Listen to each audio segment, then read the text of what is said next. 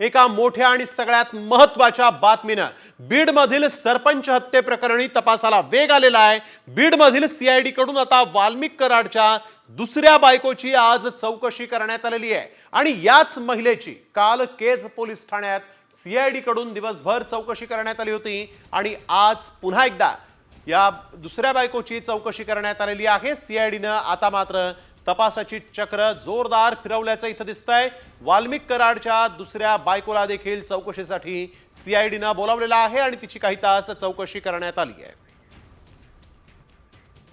जे माझ्या भावाची हत्या झाली त्या भावाच्या हत्येमध्ये जे कोणी कटकारस्थान केलंय, जे कोणी सहआरोपी आहेत त्यांना 100% शिक्षा झाली पाहिजे हे मी पहिल्या दिवसापासून म्हणतोय, आत्ता पण म्हणतोय आणि कधी पण म्हणणार आणि न्याय भेटल्याशिवाय मागे सरकणार नाही, न्याय मिळवून घेणार।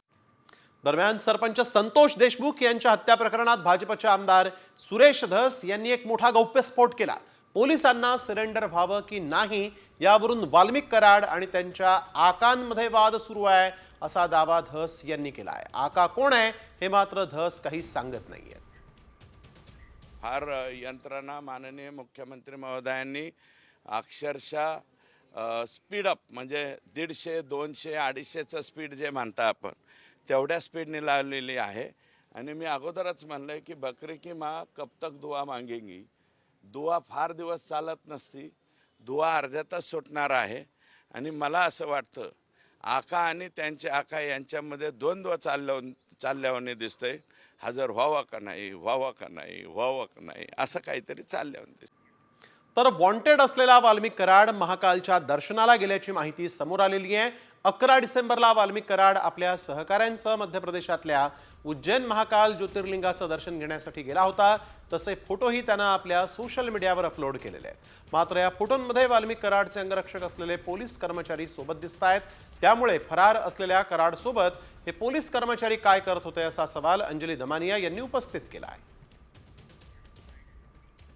वाल्मिक कराड यांच्याबरोबर एक ऑथराइज्ड बॉडीगार्ड होता जो त्यांच्याबरोबर 15 तारखेपर्यंत होता। तर तो 15 तारखेला अचानक म्हणजे तो त्याच्या पुढे त्यांच्याबरोबर होता की नाही, तर त्यांच्याकडनं अशी माहिती मिळते की 15 नंतर त्याला रिकॉल करण्यात आलं। तर ते रिकॉल करण्यात आलं तर ते का करण्यात आलं म्हणजे तसा अर्ज कोणी केला होता का तुमच्या एसपींनी त्यांना सहजच रिकॉल केलं? दुसरं, त्यांना हा जो पर्सनल बॉडीगार्ड होता हा पेड होता का कमिटीने डिसाईड करून दिलेला हा बॉडीगार्ड होता याची माहिती देखील मी त्यांच्याकडनं मागितली आहे। तर वळूया पुढील बातमीकडे। मुंबईमध्ये अभिनेत्री प्राजक्ता माळीनं सुरेश धस यांची तक्रार राज्य महिला आयोगाकडे केली आहे। धस यांच्या विधानामुळे सामाजिक आणि वैयक्तिक जीवनात परिणाम होत असल्याची तक्रार प्राजक्तानं आयोगाकडे केली आणि या तक्रारीची दखल महिला आयोगानं घेतली असून अहवाल सादर करण्याचे निर्देश पोलिसांना देण्यात आलेले आहेत। प्राजक्ता माळी यांचा तक्रार अर्ज आला। यामध्ये त्यांनी गेल्या 1.5-2 महिन्यामध्ये वेगवेगळ्या यूट्यूब्स असतील, त्याचबरोबर पेज असतील आणि काही अश्लील आणि अश्लाघ्य भाषेमधले कमेंट्स असतील याची नोंद करत राज्य महिला आयोगाकडे तक्रार दिली। राज्य महिला आयोग आणि मुंबई पोलीस आयुक्तांना पत्राद्वारे निर्देश दिलेले आहेत। संबंधित तक्रार अर्जाची आणि घटनेची चौकशी करावी आणि त्या अनुषंगाने कारवाई करून केलेल्या कार्यवाहीचा वस्तुस्थितीदर्शक अहवाल हा राज्य महिला आयोगाला सादर करावा। तर दुसरीकडे या प्रकरणी सुरेश धस यांनी मात्र प्राजक्ता माळीचा विषय माझ्यासाठी संपला अशी प्रतिक्रिया दिलेली आणि या विषयावर पुढे बोलणं टाळलेलं आहे। सुरेश धस यांनी प्राजक्ता माळीचा विषय माझ्यासाठी संपलाय, सरपंच प्रकरणावरून लक्ष हटवू नका असं देखील माध्यमांना म्हटलंय।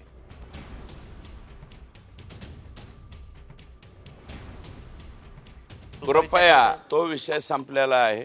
जर आपण तो विषय बोलणार असाल तर मग माझी विनंती कृपया हे बघा, जे काही झालेलं आहे त्याला मी सामोरं जायला तयार आहे आणि मला वाटतं माझी बाजू अनेकांनी त्या ठिकाणी मांडलेले। कृपया संतोष देशमुख आणि बीड जिल्ह्यामधलं हे झालेलं जंगलराज, संतोष देशमुखचा झालेला अतिभयानक खून याचा फोकस कृपया दुसरीकडे डायव्हर्ट करू नका। तर महाराष्ट्राच्या गृह विभागाला कारवाई करता येत नसेल तर केंद्राच्या गृह विभागानं तपास करावा अशी मागणी रामदास आठवलेंनी केली. आठवलेंनी आज सरपंच संतोष देशमुख यांच्या कुटुंबियांची भेट घेतली, त्यावेळेस ते बोलत होते. मुख्यमंत्री देवेंद्र फडणवीसांची भेट घेऊन दोषींना अटक करा अशी मागणी करणार असल्याचंही सांगितलं गेलं आहे. असा विषय असतो की ज्यावेळेला राज्य सरकारला किंवा पोलिसांना काही एखादी गोष्ट किंवा काही त्यामध्ये त्यांना अंदाज येत नाही त्यावेळेला इन्क्वायरी सीबीआयकडे जात असते. पण आता सीबीआय इन्क्वायरीचा जो विषय आहे तो राज्य सरकारने ती शिफारस करावी लागते. पण तरीही अमित शहा एक गृहमंत्री आहे, गृह मंत्रालयाशी संपर्क साधणार आहे आणि गृहमंत्र्याच्या अगोदरही मी माननीय मुख्यमंत्र्यांना सांगणार आहे. आणि या प्रकरणामध्ये लोकांच्या संतप्त प्रतिक्रिया आहेत आणि आरोपी लोकांना लवकर पकडले पाहिजे. आणि यानंतर एक धक्कादायक बातमी जालन्यामधून. जालन्यात क्रिकेट खेळत असताना एका खेळाडूचा अचानक मृत्यू झाल्याची घटना घडली आहे. हार्ट अटॅक आल्यामुळे हा खेळाडू विजय पटेल मैदानामध्येच कोसळला. विजय पटेल हा नालासोपारा इथला रहिवासी आहे. मात्र जालना शहरातील फ्रेझर बॉईज मैदानावर क्रिसमस ट्रॉफीचं आयोजन करण्यात आलं होतं आणि या ट्रॉफी सामन्यामध्ये विजय खेळायला जालन्यामध्ये गेला होता. मात्र त्याचा दुर्दैवी मृत्यू झाला. दरम्यान या खेळाडूचा मृत्यू नेमका कशामुळे झाला याची अधिकृत माहिती आली नसली तरी हार्ट अटॅकमुळे हा मृत्यू झाल्याचा अंदाज पोलिसांनी व्यक्त केला आहे. माझं नाव अजय आहे. आम्ही दोघं मॅच चालू होती क्रिसमस ट्रॉफी, तर दोघं आम्ही क्रिकेट मॅच खेळत होतो. तर अचानक त्याच्या म्हणजे प्लेअरला माझ्या विजय पटेलला दुखायला लागलं. मग त्याला म्हणजे माहिती नव्हतं. मी पुढे गेलो, मागं वळून बघितलं, कॅम्पर बोलला की दुःख पडलाय. मग अचानक बघितलं आम्ही. नंतर मग आम्ही घाईघाईमध्ये त्याला हॉस्पिटलमध्ये नेलं. मग तेव्हा आम्हाला कळालं की तो म्हणजे त्याला हृदयाचा प्रॉब्लेम आहे वगैरे. मग नंतर ते हॉस्पिटलमध्ये गेल्यावर कळालं की तो मृत घोषित केला गेला. तर अंगणवाडी सेविकांसाठी एक मोठी बातमी आहे, कारण अंगणवाडी सेविकांच्या मानधनाचा मार्ग आता मोकळा झालेला आहे. कारण राज्य सरकारनं मानधन आणि प्रोत्साहन भत्त्यापोटी 163.43 कोटींचा निधी उपलब्ध करून दिलाय. त्यामुळे लवकरच अंगणवाडी सेविकांचं थकीत मानधन मिळणं शक्य होणार आहे.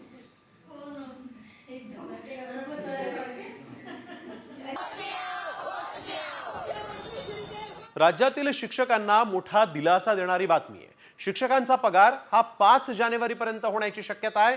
जवळपास 4.5 लाख शिक्षक शिक्षकेतर कर्मचाऱ्यांच्या पगारासाठी अर्थ खात्याकडून निधी वितरित करण्यात आला. दरमहा पगारासाठी 22 ते 25 तारखेपर्यंत निधी वितरित होता.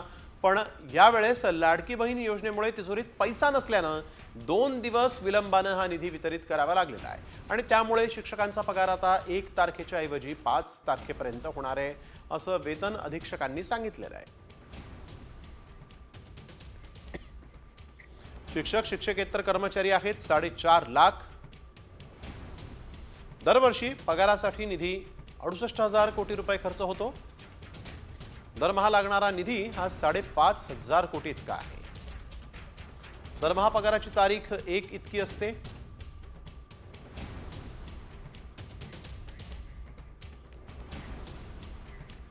तर महागाई 13वा महिना असं म्हटलं जातं. हो, कारण एसटीच्या दरात 15% भाडेवाढ होणार आहे. तिकीट दरात ही भाडेवाढ करण्याचा महामंडळानं निर्णय घेतलेला आहे. जसा प्रस्ताव राज्य परिवहन प्राधिकरणाकडे पाठवण्यात आला होता, तो प्रस्ताव त्याच्यावर सकारात्मक निर्णय होईल असं दिसतंय आणि त्यामुळे नवीन वर्षात या भाडेवाढीची अंमलबजावणी होणार आहे. पाहूयात ही भाडेवाढ कशा स्वरूपाची असेल ते ग्राफिक्सच्या माध्यमातून. सध्या 535 रुपये इतका दादर ते स्वारगेट लालपरीचा दर आहे. संभाव्य दर हा 700 रुपये असेल. मुंबई अलिबाग सध्याचा दर 160 आहे. भाडेवाढ झाली तर 180 रुपये मोजावे लागतील. लालपरी महागणार आहे. मुंबई दापोलीला 340 रुपये लागतात सध्या. संभाव्य दर 390 रुपये असेल. मुंबई विजयदुर्गसाठी सध्या 730 रुपये एसटीला द्यावे लागतात तिकिटासाठी. संभाव्य दर 830 असेल. मुंबई कोल्हापूर 565 रुपये. संभाव्य दर आहे 630 रुपये. तर 860 रुपये मुंबई संभाजीनगरला जाण्यासाठी मोजावे लागतात. भाडेवाढ झाली तर 970 रुपये मोजावे लागतील. मुंबई नाशिकसाठी सध्या 400 रुपये मोजावे लागतात. भाडेवाढ झाली तर 450 रुपये मोजावे लागतील.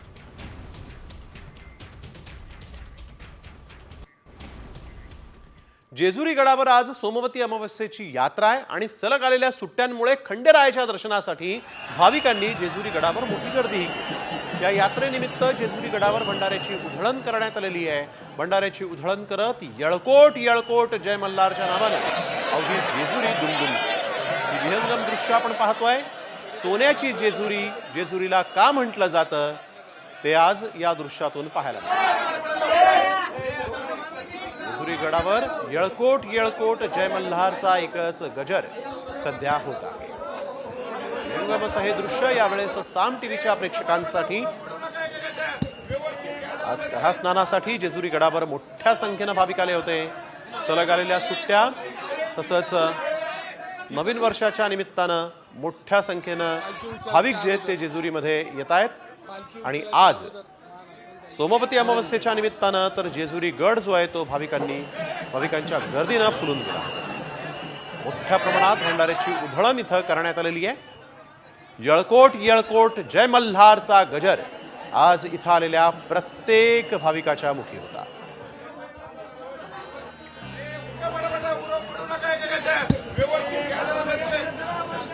तर नाशिकच्या सप्तशृंगी देवीच्या दर्शनाला जाणाऱ्या भाविकांसाठी एक आनंदाची बातमी आहे, कारण सप्तशृंगी देवीचं दर्शन आता 24 तास करता येणार आहे। 2 जानेवारीपर्यंत भाविकांना दर्शनासाठी मंदिर खुलं ठेवण्याचा निर्णय विश्वस्त मंडळानं घेतला आहे। आद्य स्वयंभू शक्तीपीठ असलेल्या सप्तशृंगी देवीच्या दर्शनासाठी दरवर्षी मोठी गर्दी पाहायला मिळते। नवीन वर्षाचा नवीन संकल्प घेऊन या ठिकाणी भाविक दर्शनाला येत असतात।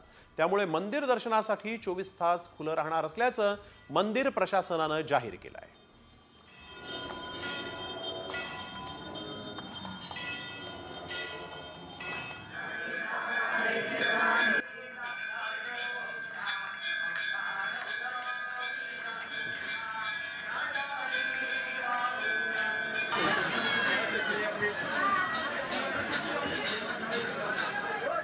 तर शेतकऱ्यांसाठी एक एक्सक्लुसिव्ह बातमी। नाशिक जिल्ह्यात 1.5 लाख शेतकरी मदतीच्या प्रतीक्षेत आहेत। अवकाळी आणि अतिवृष्टीची मदत कधी मिळणार याकडे शेतकऱ्यांचे आता डोळे लागलेत।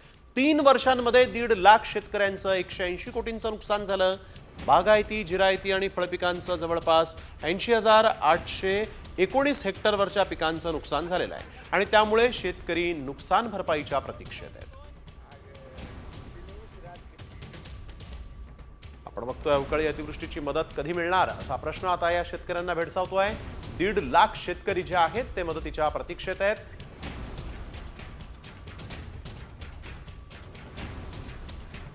यानंतर हवामानासंदर्भातली एक मोठी बातमी समोर येते, कारण राज्यातली थंडी आता गायब झाली आहे।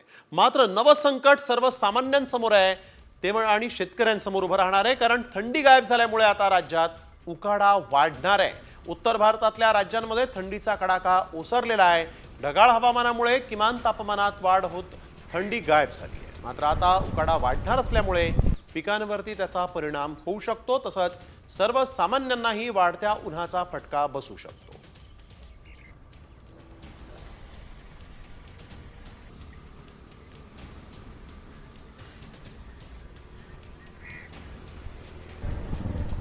आपण बघतोय थंडी गेली त्यामुळे आता उकाडा वाढणार असल्याचं दिसतंय, परंतु या उष्णतेचा पिकांवर दुष्परिणाम होऊ शकतो।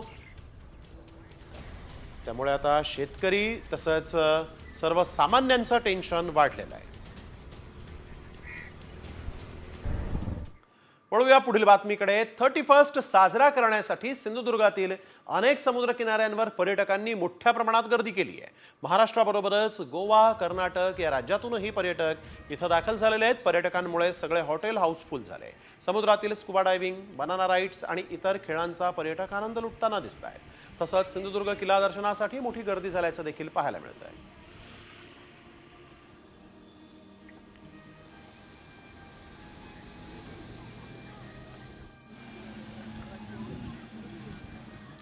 तर पर्यटक मोठ्या संख्येने कोकणात दाखल झालेले आहेत। समुद्राबरोबरच खाडीत देखील बोट सफारीला आता पर्यटकांचा प्रतिसाद मिळतोय। रत्नागिरी तालुक्यातील नाचणे नारायणमळी येथील कांदळवन सफारी, पक्षी निरीक्षण आणि कायाकिंगला पर्यटकांचा चांगला प्रतिसाद मिळत असल्याचं दिसतंय।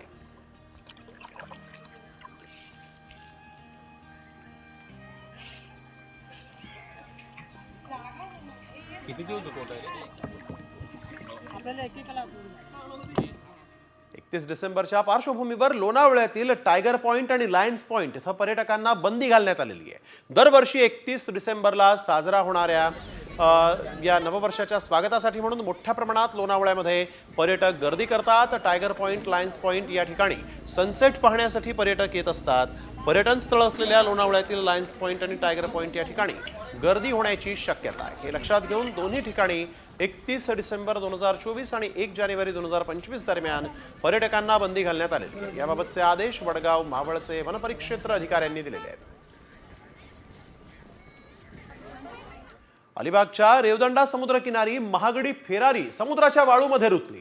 फेरारी बाहेर काढण्यासाठी मग चक्क बैलगाडीला बोलवावं लागलं आणि या बैलगाडीनं ही कार ओढावी लागली आहे। अलिबागमध्ये फिरण्यासाठी आलेल्या मुंबईतील पर्यटकानं फेरारी कार समुद्रकिनारी नेली होती, पण कारचे टायर्स वाळूमध्ये रुतले। समुद्रकिनाऱ्यावर कार चालवण्यास बंदी असताना देखील कार समुद्रकिनारी नेण्याची घटना जी आहे ती इथं पाहायला मिळालेली आहे आणि या घटनेची गंभीर दखल घेण्याचे संकेत आता रायगड पोलिसांनी दिलेले आहेत। त्यामुळे लाखो करोडोंच्या फेरारीला चक्क एका बैलगाडीनं रस्ता करून दिला असं म्हटलं तरी चुकीचं ठरणार नाही। 31 आणि नवीन वर्षाच्या स्वागतासाठी पर्यटक हे मोठ्या संख्येनं मनालीमध्ये पोहोचले। मनालीमध्ये पर्यटकांची मोठी गर्दी झालेली आहे आणि त्यामुळे मनालीमध्ये विविध स्पॉटवर जाण्यासाठी पर्यटकांची झुंबड उडाली।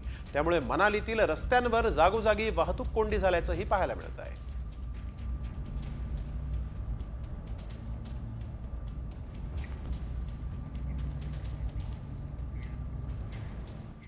MPSC परीक्षा देणाऱ्यांसाठी एक महत्त्वाची बातमी आहे। विविध पदांच्या भरतीसाठीच्या कमाल वयोमर्यादेमध्ये 1 वर्षानं वाढ करण्याच्या निर्णयानंतर MPSCनं आणखीन एक मोठा निर्णय घेतलेला आहे। संयुक्त परीक्षा गट ब तसंच गट क या परीक्षेनंतर 20 डिसेंबर पूर्वी प्रसिद्ध झालेल्या तब्बल 23 परीक्षांसाठी पुन्हा अर्ज करण्याची संधी MPSCनं दिलेली आहे। शासनाच्या या निर्णयाचा राज्यातील हजारो विद्यार्थ्यांना फायदा होणार आहे।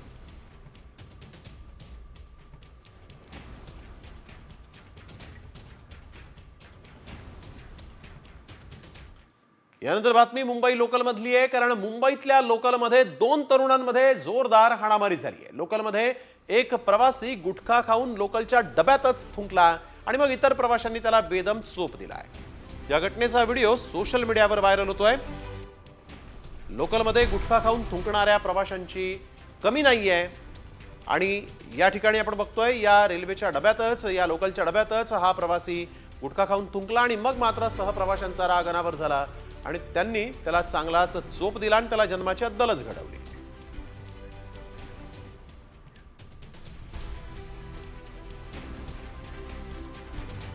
लोकलमध्ये थुंकला आणि लोकांनी धुतला असंच यावेळेस चित्र पाहायला मिळालेलं आहे। खरं तर या अशा लोकांवर प्रशासनानं कडक कारवाई करणं अपेक्षित असतानाच सहप्रवाशांना मात्र कायदा हातात घ्यावा लागतो आणि या लोकांना जन्माची अद्दल घडवावी लागते। बातमी नागपूरमधून आहे। कौटुंबिक वादातून मामानं आपल्या 2 भाच्यांवर जीवघेणा हल्ला केला। या हल्ल्यात दोन्ही भाच्यांचा मृत्यू झाला आहे। नागपूरच्या गांधीबाग परिसरात ही घटना घडली आहे। बदनसिंग राठोड असं आरोपी मामाचं नाव आहे।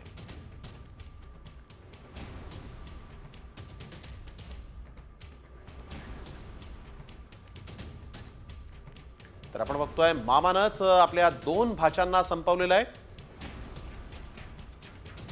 नागपूरमध्ये कौटुंबिक वादातून या मामानं भाच्यांवर हल्ला केला। यामध्ये एका भावाला वाचवण्यासाठी गेलेला दुसरा भाऊ देखील मृत्युमुखी पडला आहे।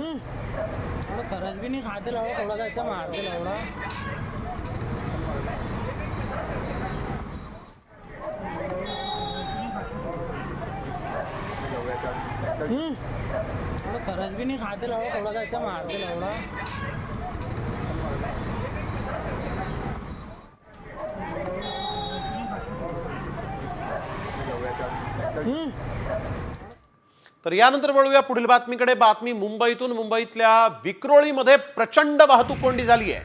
कांजूर मार्गकडे जाणारी बेस्ट बस बंद पडली आणि विक्रोळीमध्ये प्रचंड मोठी वाहतूक कोंडी झालेली आहे।